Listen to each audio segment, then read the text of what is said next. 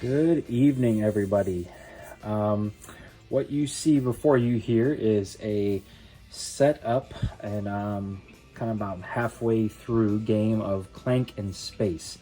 I just recently did an unboxing video of Clank Legacy Acquisitions Incorporated, and I wanted to do kind of a how-to video of how to play Clank in general, and all of the Clank in Space and Clank Legacy, they all kind of play very similar. And I didn't want to spoil anything in Clank Legacy, so I had Clank in Space out, and I went ahead and set up a board, and I started playing halfway through it, and I'm going to go over some things now that we're halfway through so you can see a little bit more. But this is not a setup video, this is not an in-depth rules video, and this is not a playthrough video or anything like that. This is mainly just a quick tutorial on how to play, that if you're someone who knows someone who has the game or is wanting you to come play Clank Legacy with them and get started, this is a great quick video for you to watch, just so you have a better idea of how to play before going in. So first things first, Clank, all the Clank series is a deck building game, which means that you start with, in this game in particular, 10 cards that are very generic, and they are going to have give you certain things on them. And the three main icons that you are wanting to pay attention to right off the bat are these swords, these blue diamonds with numbers in them, and the boots. Now in Clank, the blue diamonds are like currency. They're like money you will use to buy new cards and add to your deck, and that's why it's a deck builder, because you're adding to your deck over time, making it better and better, building it up, making it so it can buy better cards in the future, take on more bad guys. The swords you will use to defeat bad guys or pass certain areas of the board, and we'll touch on that later. And the feet symbols are movement, so some cards have multiple foot symbols, but right here I have 2 movement in my current hand. And I don't know if you can see this, we'll tip them over, but here's my current meeple. I actually started the game way over here, and I slowly made my way down into this area, dropped off a blue cube, and then made my way across here, picked up some secrets, dropped off another blue cube, and now I'm over here. The objective of Clank, of any Clank game, is to make it into the area that you're playing, the dungeon or the spaceship or the forest, whatever it may be, whatever the setting is, and pick up one of these artifacts. You can see here, they're the ones with the big point symbols on them, the big numbers. Pick up an artifact and escape.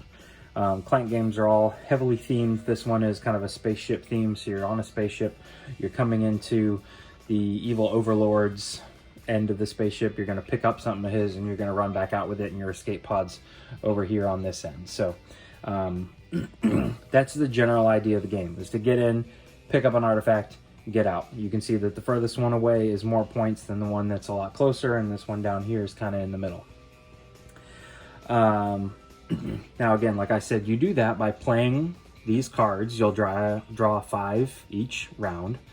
Each one of your turns, you'll draw 5, and you have to play all 5. It's use it or lose it, and certain ones, like this, Stumble, says +1 Clank. This is where the game gets its name from. This is you actually fumbling up, making noise. And anytime you cause Clank or create Clank, you're actually going to take one of your colored cubes here, and if it's just 1 Clank, you put 1 Clank off to the side, and it just stays there for now. You can't quite see that, but anytime that the Overlord attacks, you're going to take this bag, which started the game with all of these black cubes here that you can see I've already pulled out, and you're going to take any of your cubes and drop them into the bag, and then depending on where this tracker is, this is our Overlord meeple here, and this is telling us that if he attacks, he's going to pull out 3 cubes.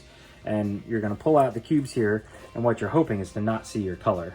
But I can tell you right now, there's not a whole lot of black in there, because I'm about halfway through the game, so it's going to start hurting. You can see roughly half the cubes in there are mine. So say we were to pull out 3, or to pull out 1, 2, 3, there's actually 2 misses on his part and 1 hit.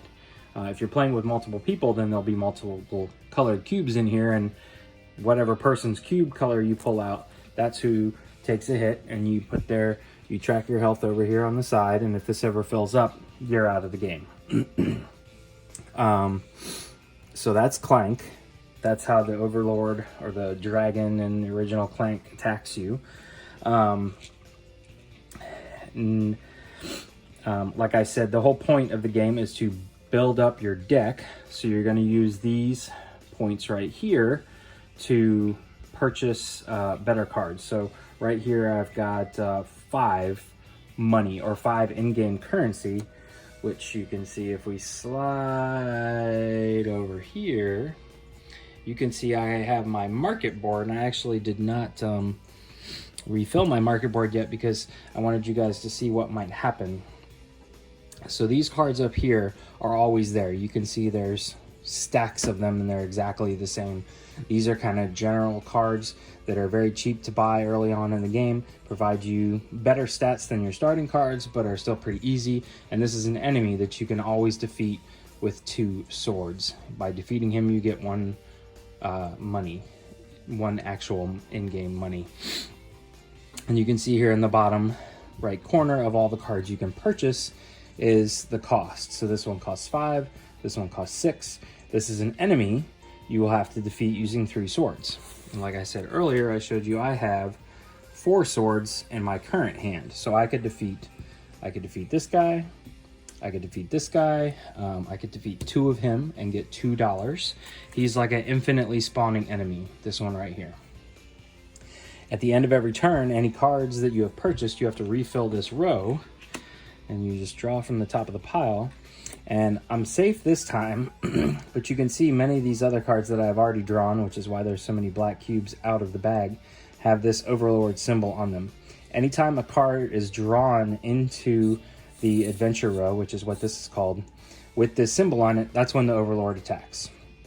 And if multiple cards get drawn within the same end of turn, then you only do 1 attack. But that's essentially what triggers the enemy to attack you and would cause you to suffer harm.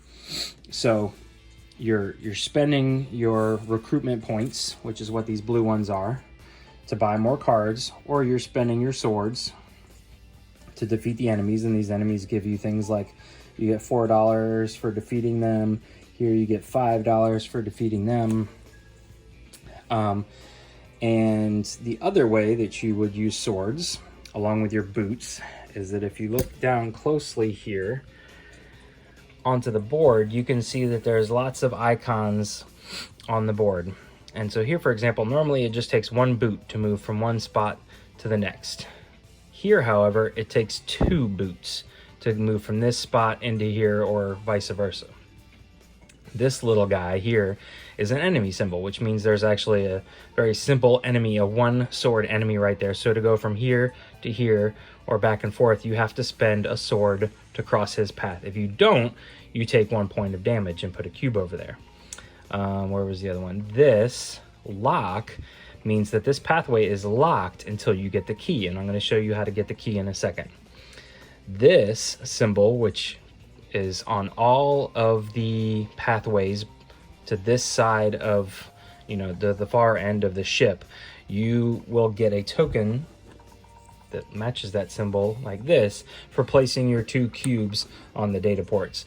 That is specific to Clank in Space. I don't think that is implemented in Clank Legacy, but that's just how the game is played. But you can see that there's icons on the board. That's the main point, and they all mean something. So when you move from one path to the next, you just want to pay attention to any icons that are there. And if you're playing with someone who owns the game, you simply just ask them, hey, what does this mean? You can also see that there are these tokens here. These are minor secrets and major secrets. Simply by passing over on and entering this space, you get to pick it up. You can see, like, I have this grenade here. That was a major secret. I've got some money from some. This was a minor secret. The minor secrets are double stacked. So if you pass into it the first time, you just take the top one. And if you were to actually leave and come back, you could take the bottom one. You can't take both at one time. And then the last thing that I want to point out, if we can pan over here, right there in the corner there is the market. Now you can see that I've actually purchased some stuff from it. So I actually purchased this portal device, but I could also purchase this key, which would then be used to pass through areas like that with the lock on it. And all of those things offer you victory points in the end. Now that's the last pretty much thing to keep in mind. So the last thing that I want to cover is just how you score points in the game. Again, the artifacts have a certain value on them. A lot of the markets and market items and the minor secrets have values on them. So anything that's a green number is going to be worth a victory point at the end. I'm trying to see. I don't have any points in my current cards, but you can see here that this card will get you 3 victory points in the end. The memory core here, which is always here, there's a whole stack of them.